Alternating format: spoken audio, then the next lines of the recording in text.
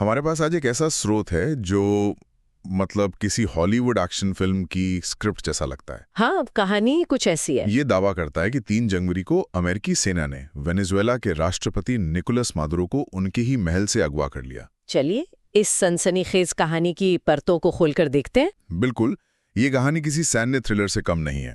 तो हमारा काम आज इस नैरेटिव को समझना है, इसके दावों की गहराई में जाना है। तो शुरू करते हैं सबसे बड़े दावे से।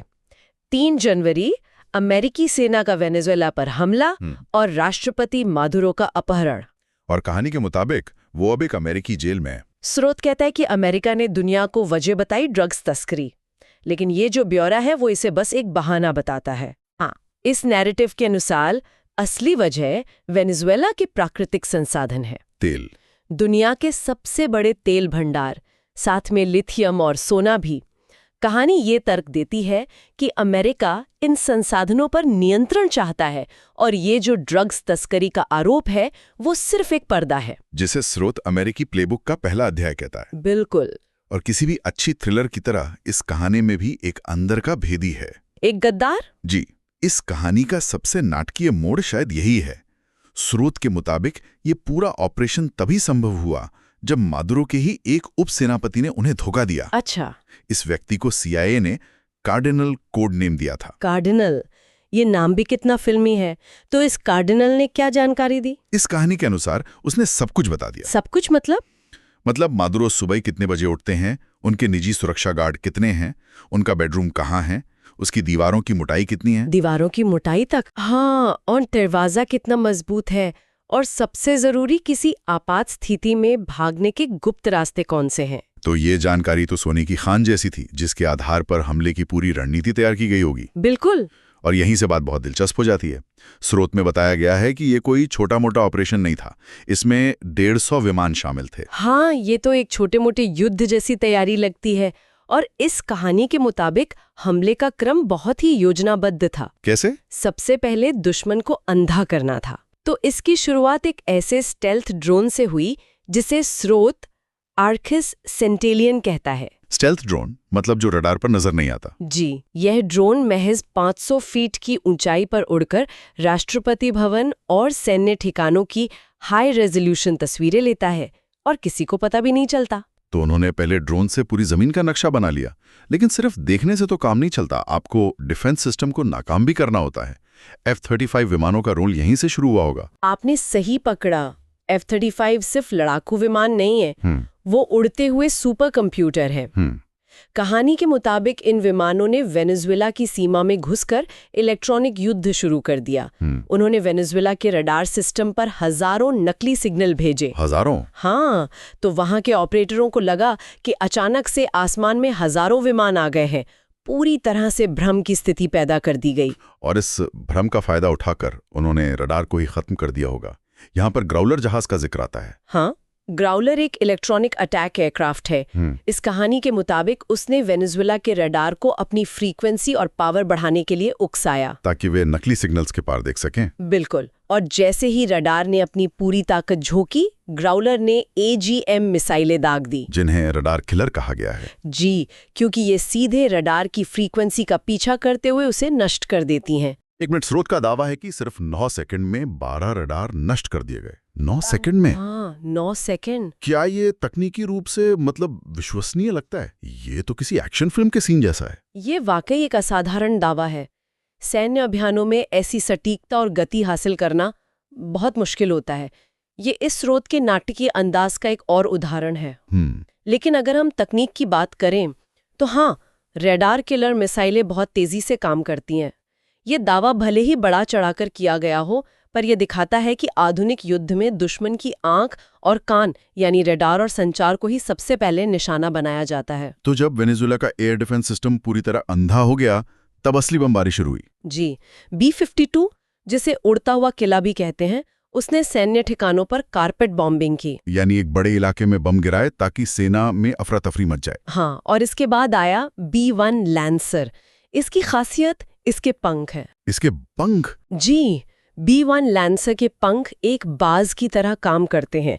जब तेजी से दुश्मन के इलाके में घुसना हो तो पंख सिकुड़ जाते हैं, और जब निशाना लगाना हो तो पंख फैल जाते हैं, ताकि विमान स्थिर हो जाए। ये उसे बहुत लचीला बनाता है। हवाई हमले से जमीन तैयार हो गई। अब बारी थी जमीनी कमांडोज की, डेल्टा फोर्स की। यहाँ भी कई तरह के हेलीकॉप्टरों का जिक्र है। हाँ, जमीनी कार्रवाई एक पूरी कोरियोग्राफी की तरह थी। सबसे पहले आए नाइट स्टॉकर हेलीकॉप्टर, जिनमें डेल्टा फोर्स की पहली टीम थी। अच्छा। इनके चारों तरफ गनर बैठे थे, जिनका काम था रास्ते में आने वाले किसी भी प्रतिरोध को खत्म करना। उनके ठीक पीछे सी हॉक हेलीकॉप्टर थे, जो बचे खुचे खतरों से निपटते हुए कमांडोज को जमीन पर उतार रहे थे। और भारी संख्या में सैनिकों को लाने के लिए चिनूक हेलीकॉप्टर का इस्तेमाल हुआ। बिल्कुल, चिनूक बड़े ट्रांसपोर्ट हेलीकॉप्टर हैं। और यहाँ एक और दिलचस्प बात बताई गई है। क्या? स्रोत कहता है कि चिनूक एक बड़ा कंटेनर भी लेकर आए थे। कंटेनर? किस लिए? इस तैयारी के साथ कि अगर मदुरो सहयोग नहीं करते तो उन्हें उसी कंटेनर में डालकर ले जाया जाएगा। एक कंटेनर में? ये तो मतलब अपहरण से ज्यादा किसी कार्गो शिपमेंट जैसा लगता है। ये इस नरेटिव का एक अहम हिस्सा है, हमलावर को एक तरह से अमानवीय दिखाना। सही है। इसके अलावा ऑस्प्रे विमान का भी इस्तेमाल हुआ। ये एक हाइब्रिड विमान है जो हेलीकॉप्टर की तरह सीधे उड़ान भर सकता है और फिर विमान की तरह तेजी से उड़ सकता है। इसका इस्तेमाल बैकअप टीम को जल्दी लाने के लिए किया गया। यहाँ मेरे मन में एक सवाल उठ रहा है। अगर आपने दुश्मन के सारे रडार बंद कर दिए तो आप अपने 150 विमानों को कैसे गाइड करेंगे? आसमान में तो मतलब ट्रैफिक जाम हो जाएगा। आपका सवाल बिल्कुल सही है। क्या वो अपने साथ खुद का एयर ट्रैफिक कंट्रोल सिस्टम लेकर आए थे? इस कहानी में इसका भी जवाब है। उनके मुताबिक अमेरिका ने ठीक यही किया था। उन्होंने हॉक आई नाम का एक विमान तैनात किया था, जो एक उड़ता फिरता रडार स्टेशन या कह लीजिए कमांड सेंटर था। अच्छा। इसकी रडार रेंज 400 किलोमीटर थी और ये वेनेजुएला के ऊपर उड़ते हुए सभी अमेरिकी विमानों को निर्देश दे रहा था, उन्हें आपस में टकराने से बचा रहा था। और समुद्र में? समुद्र के लिए P-8 पोसाइडन विमान भी था, जो वेनेजुएला की पनडुब्बियों पर नजर रख रहा था। और इन सब को सपोर्ट करने के लिए कैरिबियन सागर में एक पूरा अमेरिकी नौसैनिक बेड़ा खड़ा था। ये सिर्फ जमीन, हवा और पानी का हमला नहीं था। कहानी का सबसे डरावना हिस्सा शायद सैन्य हमला नहीं, बल्कि साइबर हमला है। मैं आपसे सहमत हूँ। ये ब्यौरा एक बहुत ही भयावह तस्वीर पेश करता है। दावा ये है कि महीनों पहले वेनेजुएला के सरकारी सिस्टम में माइक्रोसॉफ्ट या मैकबुक के सॉफ्टवेयर अपडेट के बहाने एक मैलवेयर भेजा गया था। ये मैलवेयर चुपचाप बैठा रहा और हमले के दिन इसे एक्टिवेट कर दिया गया। और इसका असर क्या हुआ? मतलब ये सोचना भी डरावना है कि आपके फोन या लैपटॉप पर आया एक मामूली सॉफ्टवेयर अपडेट आपके पूरे देश को अंधेरे में डुबा सकता है। बिल्कुल। इस मैलवेयर ने वेनेजुएला के पावर ग्रिड को ठप कर दिया। पूरे देश में ब्लैकआउट हो गया। GPS, satellite phone, internet, mobile network, संचार के सारे साधन बंद कर दिए गए। मतलब देश न सिर्फ दुनिया से कट गया, बल्कि अंदर भी कोई किसी से संपर्क नहीं कर सकता था। पूरी तरह से डिजिटल आइसोलेशन। इसी अंधेरे और खामोशी का फायदा उठाकर डेल्टा फोर्स राष्ट्रपति भवन पहुंची। लेकिन अंदर मादुरो को कैसे ढूंढा? यहाँ पर कहानी दो और खास तकनीकों का जिक्र करती है। पहली, वॉल पेनिट्रेटिंग रडार। ये क्या होता है? ये एक हाथ में पकड़ा जा सकने वाला डिवाइस है जो दीवारों के आर पार देख सकता है और अंदर मौजूद लोगों की हलचल बता सकता है। स्रोत का दावा है कि इससे कमरे के अंदर 2 लोगों की मौजूदगी का पता चला, जिससे मदुरो की लोकेशन कंफर्म हुई। और फिर उनके कमरे की मोटी स्टील की दीवारों को थर्मल लांस या ब्लू टॉर्च से काटा गया। जी, ये तकनीक बहुत ज्यादा तापमान पैदा करके स्टील को मक्खन की तरह काट सकती है। कहानी के अंत में कमांडोज इसी से दीवार काटकर अंदर घुसते हैं, मदुरो को पकड़ते हैं और उन्हें पास में खड़े अमेरिकी जहाज USS इवो जीमा पर ले जाते हैं, जहां से उनकी तस्वीर जारी की गई। बिल्कुल। तो ये थी पूरी कहानी, किसी एक्शन फिल्म की तरह एक एक सीन के साथ।